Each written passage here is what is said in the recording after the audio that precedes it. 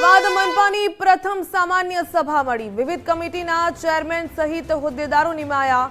Transport કમિટીના chairman તરીકે પરાગ નાયક, Dharamsinh દેસાઈને water સપ્લાયની જવાબદારી અપાઈ।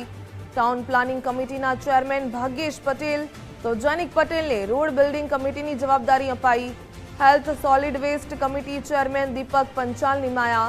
હોસ્પિટલ કમિટીના ચેરમેન ડોક્ટર ચાંદની પટેલ તો મુકેશ પટેલને રેવન્યુ કમિટીના ચેરમેન બનાવવામાં આવ્યા। વધુ વિગત મેળવીએ સંવાદદાતા રીમા દોશી પાસેથી। રીમા, અમદાવાદ મનપાની પ્રથમ સામાન્ય સભા મળીને વિવિધ કમિટીના ચેરમેન પણ સહિત હોદ્દેદારો પણ નિમવામાં આવ્યા। વધુ શું વિગત?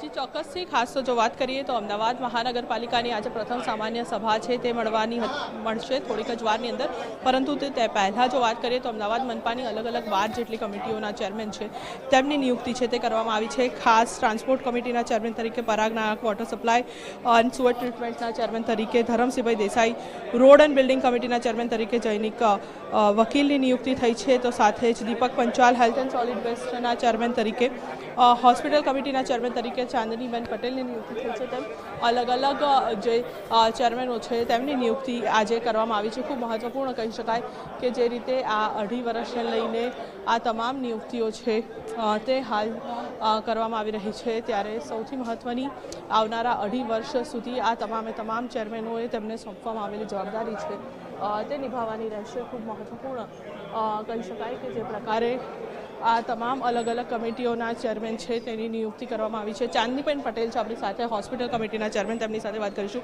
બેન, ખૂબ ખૂબ અભિનંદન। પહેલાં તો 2.5 વર્ષ તરીકે હોસ્પિટલ કમિટીના ચેરમેન તરીકે આપ બન્યા છો, શું કહેશો?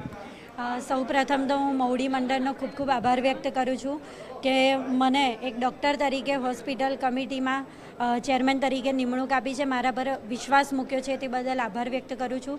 અને ચોક્કસપણે એક ડૉક્ટર તરીકે મને એક સારી ફિલિંગ આવે છે કે અત્યારે હવે હોસ્પિટલમાં પબ્લિકની જે બી નાની મોટી કામગીરી હશે એ કામગીરી કરવા માટે અમે ચોક્કસ કટિબદ્ધપણે ચોક્કસથી તો અલગ અલગ ચેરમેનો છે તેમની નિયુક્તિ આજે આ જે સામાન્ય સભા મળવાની હતી તે પહેલાં છે તે કરવામાં આવી ચૂકી છે, અને આવનારા 2.5 વર્ષ સુધી આ તમામે તેમને સોંપેલી જવાબદારી છે તે નિભાવવાની રહેશે। જી બિલકુલ રીમા, ધન્યવાદ તમામ જાણકારી સાથે જોડાવા બદલ।